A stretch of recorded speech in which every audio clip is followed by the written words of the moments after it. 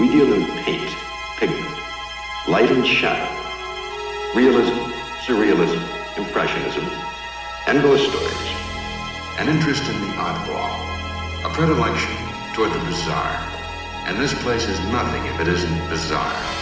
There's no admission, no requirement of membership, only a strong and abiding belief in the dark at the top of the stairs, or things that go bump in the night. The name of this place, should you have come in here accidentally out of the rain, is the Night Gallery. All right, lovers, welcome back to Midnight Viewing of the Night Gallery podcast, where we take a look at Rod Serling's follow-up to The Twilight Zone. We're talking about Night Gallery, and joining me here in the gallery, as always, are the projection booths, Mr. Mike White. Hello, hello. And, of course, Scary Stories We Tells, Chris Stashu. Now, did you hear the one about the two Arabs? Hey, lady! Hey, lady! Make them laugh, make them cry. Oh yeah, we'll be getting into that in just a moment. We are discussing season 1, episode 4, which ran on January 6, 1971, and was comprised of 2 stories. They were called Make Me Laugh and Clean Kills and Other Trophies. On display this evening, a pastiche of painting from Oddball Land. The poet Sir Max Beerbohm reflected that no one ever died of laughter. Object of brush and palette, the rebuttal. The clown is Jackie Slater, his occupation, a comedian. His aspirations to collect funny bones and hang them on the walls of his life to hide the cracked plaster and yellowed wallpaper that is part of the interior decoration of failure. Poor Jackie Slater. A bad joke told in a foreign language in an empty hall. The comic unable to coax laughter. The painting is called Make Me Laugh, and this lightless limbo is called the Night Gallery. Now, Make Me Laugh was written by Rod Serling, directed by Steven Spielberg, and starred Godfrey Cambridge, that's right, Gravedigger Jones, Tom Bosley, Jackie Vernon, and Grandpa, Al Lewis, very briefly. And it is the story of a failed stand-up who sees a chance at stardom when he meets, I'll leave it to you guys to describe what he meets in the bar. Chris, what'd you think of this story? You're probably better off asking Mike first. Mike, what'd you think of this story? Well, there's a reason why we talk about how Steven Spielberg directed that one episode of Night Gallery, and we talked about that on the first episode. We don't talk about Make Me Laugh, and I think there's a reason for that.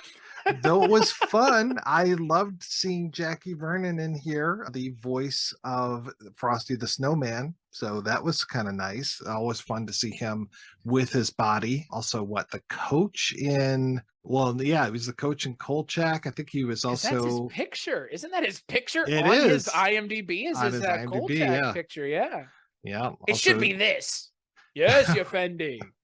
Yes, Yefendi. Turban? Just so we're all gosh. clear, Yefendi, not a term for real, right? It's a completely made up term. Is it? I don't know. Because I Googled No it idea. and nothing came up. Is it like saying Kimosabe? Like, Isn't that the word for friend? Hey, Kimasabi. At least Tom Bosley isn't playing a man who's slow. Yeah. What was it, like Spielberg's like, get me Bosley? Not in this episode, but he was in that first one. no, I'm He saying, wasn't was he slow in the first slow. one? He was just No. a dummy, right? Like, he was Yeah. just a sad sack. And now He we've was- gotten the other side of his sad sack coin here. Yeah. Itinerant gambler. I'm going to probably kill myself because I lost my eyes, but at least the loan sharks are happy. Yeah, that's that. Yes, exactly. So Spielberg was like, he was really pathetic. Now let's get him also pathetic, but doing better than the lead, at least a little bit, but somehow more pathetic that he's hitched his star to this particular wagon. Oh, I can go either way with Godfrey Cambridge. And man, this reminds me a lot, Chris, of the episode we did on the new Star Trek with what's that guy's name from like Book of Boba Fett, or no, it was from Obi-Wan Kenobi, the guy who did the X-Files podcast. He starred as a comedian who Kumail Nanjiani. Yes, Yeah. thank you. And it kind of reminds me of that. I guess it's just the setting at the I see. Okay, yeah, it kind of does. I mean, that episode is about as successful as this one. yeah. The Tim Thomerson one in Twilight Zone Yeah. 85. There like, you same go. thing. Yeah. That one actually is the best of the 3 as far as I'm concerned. I think you're right. The other 2, to their credit, at least I know what they're trying to tell us, because here we've got first of all, once again, this is Rod Serling operating in his sort of 30s theater, radio drama height. And we've got he's supposed to be a failed comedian, but he's been at it for 16 years. So I guess he's been making money for a while. He's got an agent and everything. And this is like the end of the run. But I can't understand like what his purpose is as far as, is this a guy he never reached it, or is he a failure, or is he like a never was? You know what I mean? And so when he gets what he wants, that all needs to make sense. Like, I need to know, is this a story about careful what you wish for? Or is it like the character goes to pains to tell us that he got into comedy? The path began when he was a young man and he was fat and ugly and everyone made fun of him and they pushed him off the dock at camp. But the laughter, like, he even though they were laughing at him, that was the drug, right? So that set him on this path. So maybe, is that the story? Like, don't start a job where it's based on your own personal humiliation? I don't know. I'm honestly sitting here just trying to think more than anything else, because there's a line, it's more than likely a throwaway line, but he's like, Godfrey Cambridge says to his manager, he's like, tell him, I had this 6-week stint in, wherever the fuck, diddle dick nowhere. Right. And it makes me wonder the same thing that you're wondering, Father Malone, which is, who was this guy ever funny? Because the jokes that he's telling are infantile. Oh, so bad. There's not even a question as to whether or not they're funny. They're not funny. Yeah. You would find this joke book in a Cracker Jack box. Yeah. Yeah. And this particular segment takes place in the present, which then was 1970. And Godfrey Cambridge tells his manager, we've been at this for 16 years, right? So he started in 1954. Those jokes were bad and old in 1954. What has he been doing for 16 years? Right. He deserves to not have a career in comedy. He doesn't know what he's doing, and he's terrible at it, and his motives in doing it are flawed. Well, and what it feels like the episode should have been was just have him and another person, and that other person is the up-and-comer and starts to overshadow him, and he does all this because he is worried about not having a job anymore. That's what this story should have been, because then you have the stakes as to why he doesn't have to be funny then. It doesn't matter. He's just losing his job to someone else as opposed to losing it to no one. Losing it of his own volition, I guess, is what the story is telling us. But yeah, he's not funny. Not even remotely funny. Like, he goes in and chides his manager for not coming out, like stacking the deck and like laughing at his material. And it's like, how could he? It's the worst ever. Yeah. Like, the fact that Tom Bosley is stuck by this guy. What, did he save his life? Like, I don't know. In Vietnam. And that's in Vietnam, which hasn't happened yet. Right. Well, it's happening currently. Like, maybe it happened a couple of years ago. They were a team for a while and then they went to Vietnam together. Yeah, I have no idea. It's somehow this is worse than the Jordan Peele version, which is saying something, because that episode is twice as long as this one. Yeah. It's also only 22 minutes. But this felt longer than that one. Oh my God. So many situations where we learn about people not laughing or laughing at him. I mean, just think of the possibilities. And that's another thing. Okay, like, putting aside the fact that Jackie Vernon is placing a man named like Jay Chatterjee and he's wearing a turban and clearly in brown face. I'm gonna put that aside for a second. Right. Let's just put that whole thing aside. That's what Steven was saying. Now, George, I want to pitch you this idea, this Night Gallery episode that I'm on. Jackie Vernon's casting makes literally no sense to me whatsoever. Was he a draw at the time? Like, they're like, well, we need to get Jackie Vernon on here and then we can publicize it and then the ratings will skyrocket. No, that doesn't make sense. Anyway, I'm putting aside the blatant and inherent racism that goes on in the middle of the episode. Oh boy, yeah. Okay, so he's making a deal with a genie that never goes well for anyone ever in any of these anthology stories that posit one of these, right? And he wants him to make him funny, basically, is the idea, but he wants people to laugh at the things he says. And then he's just saying random, stupid bullshit in the bar, and everyone's breaking up and laughing, right? So my initial thought is, okay, so that's what this is. Everything that comes out of his mouth, people are going to laugh until it drives him insane. But that's not the case, because in the next scene, he's having a conversation with his manager who this is like months later because he's been on the Red Skelton show and shit. Now he's headlining in Las Vegas. By the way, the montage of all of the hotels in Las Vegas, all gone. Yeah. Yeah, right. Isn't that fun? That was only a shame. only Caesar's remains. Imagine, if you will, Las Vegas, circa 1985. It's a nightmare, a consumerist wasteland. Yes.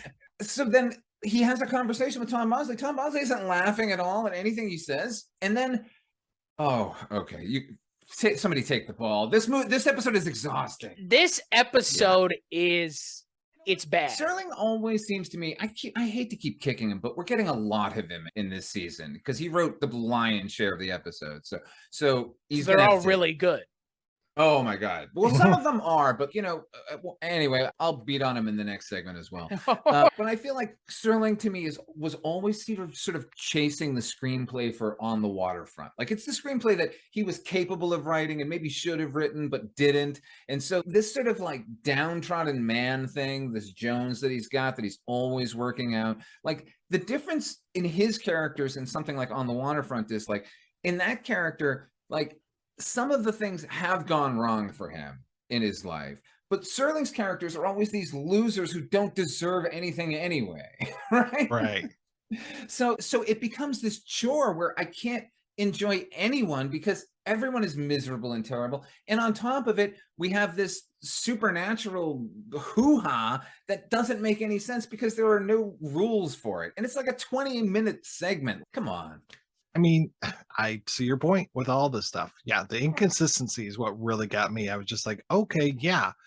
Everything then that he should say from then on out gets a complete belly laugh. People cannot stop laughing at anything. So even if he goes out on the street and somebody gets hit by a car, he's just like, hey, somebody got hit by a car. And everyone cracks up laughing. Yeah. Yeah. Like my wife is dying of cancer. Like, right. Can you imagine if in wordplay they just dropped it halfway through? Oh yeah, or there's like back up again. Yeah, nobody cares anyways, right? Right. This is the kind of lazy writing that I expected from the new show. This is the kind of lazy writing that the new show has in abundance, and I didn't expect it from Rod Serling. And you know what? Guess what? You could have told me that fucking Mickey Mouse directed this episode, and I would have told you, yeah, I bet he did, because Steven Spielberg brings absolutely nothing. No. It could have been Senor Spielbergo for all I know. I agree. It felt like an obligation at this point. But then again, the script is really a radio play. Like, can you imagine reading it and going, what am I supposed to do with this? The whole thing is three guys in a bar talking endlessly, followed by two guys talking in a backstage of a nightclub. And it was just, I don't know. That's right, you Fendi. Oh, Spielberg's credit, it didn't look set bound. He made it look good. Yeah. I guess that's the only saving grace in this episode for me, because the thing about the inconsistency with the mythology, quote unquote, going on, it's part and parcel with the rest, because it couldn't decide what kind of story it was telling, so it couldn't decide what kind of punishment to mete out to our hero, who probably doesn't deserve it anyway. I don't know. Deserve getting hit by a car? Yeah, probably not. Well, you know what? He kind of does, because if you're going to race across the street to tell someone an old crusty joke and not look about the two Arabs, I want to know what happened. Yeah, right. And it is this like incredibly racist. He left me hanging. He left me hanging with that one. You wanted to know more. Yeah, I just got to go grab my copy of Truly Tasteless Jokes from 1983. Yeah. Those jokes were funnier than every joke presented as a joke in this episode. Our second painting this evening has to do with the stalker and the victim, the hunter and the hunted. That rare breed of Homo sapien whose love of butchery is not a sport but a consuming passion. Offered to you now, clean kills and other trophies. All right. Our next story is called Clean Kills and Other Trophies. This one was written by, guess who, guys? It's Rod Serling. Whoa. Yeah, I know, making a rare appearance. I almost wanted to give him the benefit of the doubt.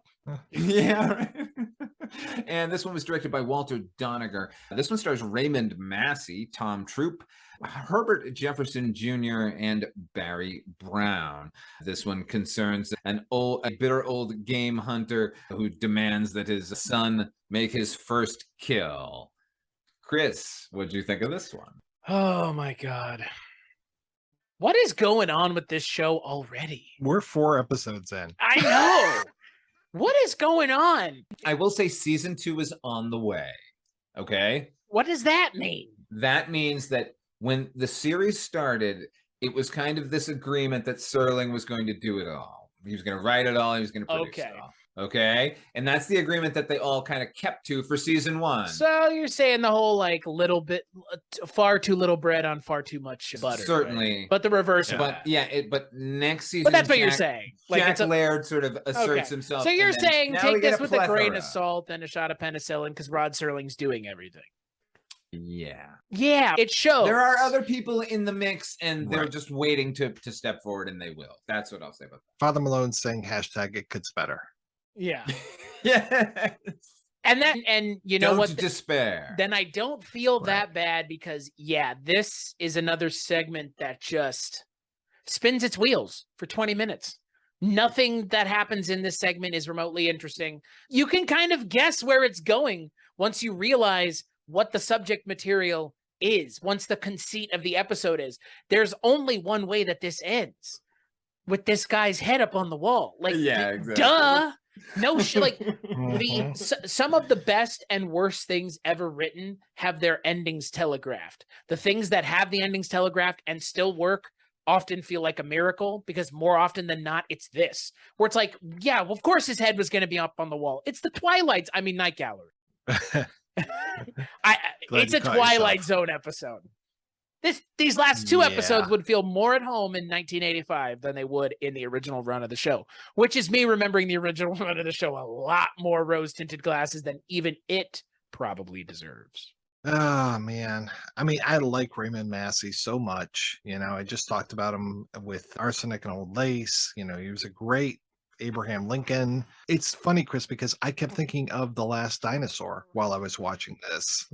And I'm just like, man, I kind of wish that Richard Boone was in this role, because there's just nothing. There's nothing for these poor guys to do. Because, yeah, to your point, Father Malone, it's like, I know how this is going to end when it begins, and there's nothing really for me to like kind of glom onto. I really wanted more of the Herbert Jefferson Jr. character. I was just like, okay, yeah, that guy seems interesting. I want to know more about him, but we didn't get him. Yeah, what a presence for him. Yeah, going out on a limb here, asserting the idea that old money refineries like is hiding bitter hatred. Oh, thanks, Rod. We didn't know. And of course, it has to take place in an old mansion, and it's an old money white man. And I like this episode more when it was Ozzie Davis and Roddy McDowell. Yes, that was Yeah. Right? Like, fucking, how lazy are we right now, Mr. Serling? Because, like, that was 2 episodes ago. Or not 2, but like, That was the that was the pilot. pilot of the goddamn show. Like, okay, why are we doing another old white man, African-American butler helps him get his comeuppance? Like, this is the same thing. It's the same thing. It's just, instead of a painting, it's trophy heads. And I think Serling thinks he's being sort of like forward thinking and like Yeah, out there. yeah, You know what I yeah. mean? Yeah, oh, With yeah. this one in particular, they bake in at the start that Raymond Massey's character is completely racist. Like, he refers to his Right. servant as, he's so savage, you realize you can't take them out of the jungle. Not really. Oh boy. Serling kind of suffers from like the noble savage kind of thing too. And everything the guy says about his Washington's character comes true. Like, the guy is a Bokur or like a shaman, and he's cast this spell on him. And oh my God, and the spell, by the way, produced a lovely frame. Is that part of the voodoo magic? Is that part of the African tribalism? Like, Yeah. Oh yeah. You didn't know that? it hangs it like perfectly level too. Like, that's. Do you think it said his name on the plaque? I've been backing the wrong religion my whole life, because this religion seems to be on the ball. Yeah, I mean, if they say something bad is going to happen to you and you just end up as a head mounted on the wall, can't say they didn't warn you. This ends up being basically Brewster's Millions with murder. Because he's like, he's dangling money over his son, like this $1 million trust that he's already set up for him, that he won't give to him unless he he kills a deer the next day, right? The guy's lawyer is standing there, who, by the way, Tom Troop, I loved him. He was great. I don't know what else I've known him from, but a lot of presence on him. His lawyer is saying, if you start proceedings tomorrow, that money will be yours, and there won't be anything he can do about that. Even though the old man threatens to spend it all, the lawyer counters like, I'll have an injunction by noon. He won't be able to do anything. Still, this kid goes along with it. Why? Because it has to happen. Because it's yet another debate in the form of a story, quote unquote, from Rod Serling. We saw Tom Troop earlier this year in My Own Private Idaho. He played Keanu Reeves' dad. Oh, the mayor of Seattle, right? Isn't that what it is? Portland? Yeah, you're right. I remember him as a judge from something. I don't know. Anyway, Summer School. It's probably what you remember. It is Summer School. The Mark Harmon film. That's the joint right there. NCIS's own Mark Harmon is in Summer School. I love that. Yeah, I know. I mean, you know what? You could do a whole podcast on summer and school movies and never run out of things. That's true. Oh boy, Back to School. Start with Summer School, end with Summer School. Yeah, I do it 3 times from 3 different perspectives. Father Malone, when you said the whole thing about this being a discussion about, hunters and hunting and masculinity, like that is a good discussion to have. Absolutely. But not here. Yeah.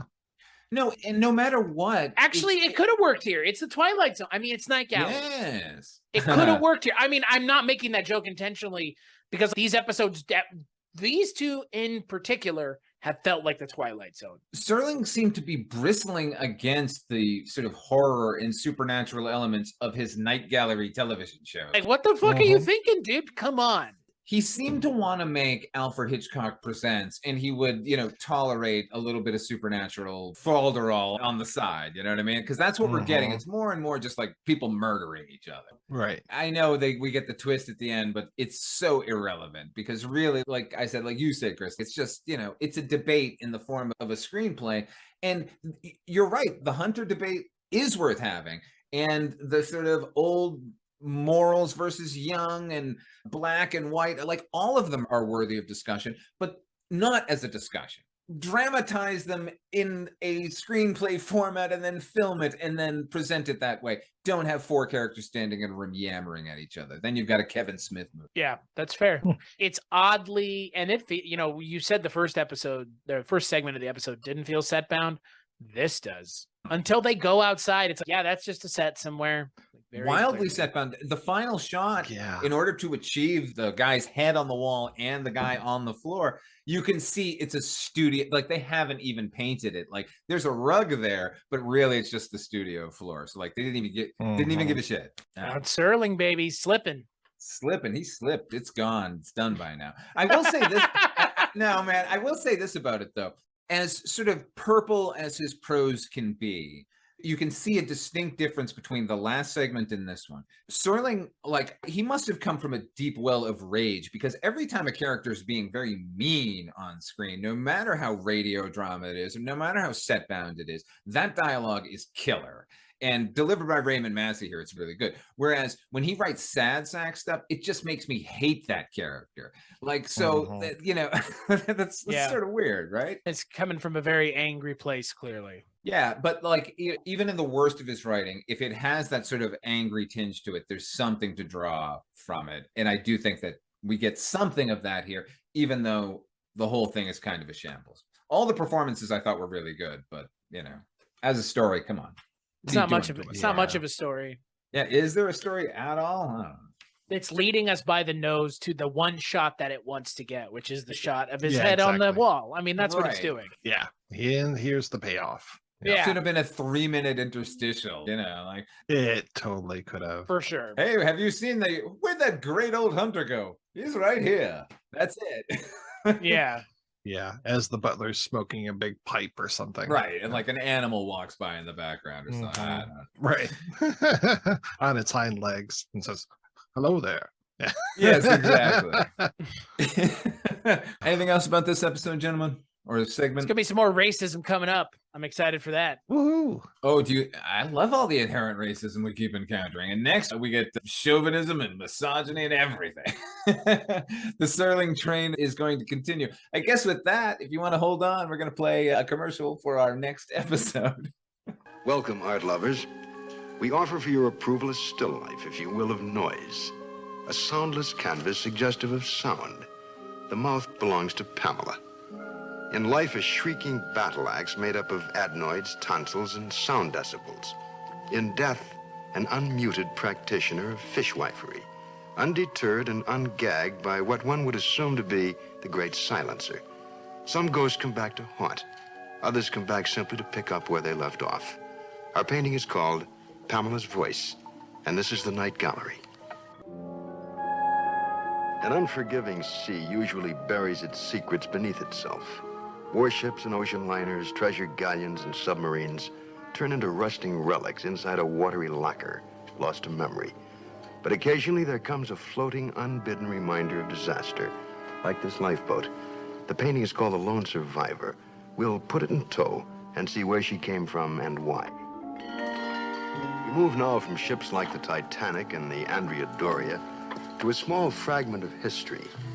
This little collector's item here dates back a few hundred years to the British Indian colonial period, proving only that sometimes the least likely objects can be filled with the most likely horror. Our painting is called The Doll, and this one you'd best not play with. That is episode 5. It is split into 3 segments. Pamela's Voice. Jesus Christ, I lost it again. Sorry. Lone Survivor and The Doll. Thank you, Mike. I'm just going to leave it at that. No problem. Mike White stepping in. Until then, where can people find you, Mike? Oh, you can find me over at Projection Booth Podcast, where every week we're putting on a new episode, much to my chagrin, and also over at The Life and Times of Captain Barney Miller, or even you can find me at The Shabby Detective, which might be available at shabbydetective.com, where me and Chucklehead Chris Stashu are talking about Mr. Columbo, Mr. Frank Columbo, once a month. Having a good time doing that. Yeah, I mean, let's be honest here. Someone my age has their opinion on a show that old doesn't matter. Why are you even listening to me? Bunch of woke garbage. Yeah. Oh, and Chris, where can people find you? Hi. cstatue.com is where you can go to find my rantings, ravings, and musings. All those things. cstatue.com, cstachiw.com. As for me, you can find me over at fathermalone.com. Until next time, we'll see you at the Night Gallery or something. Well, I'm convinced.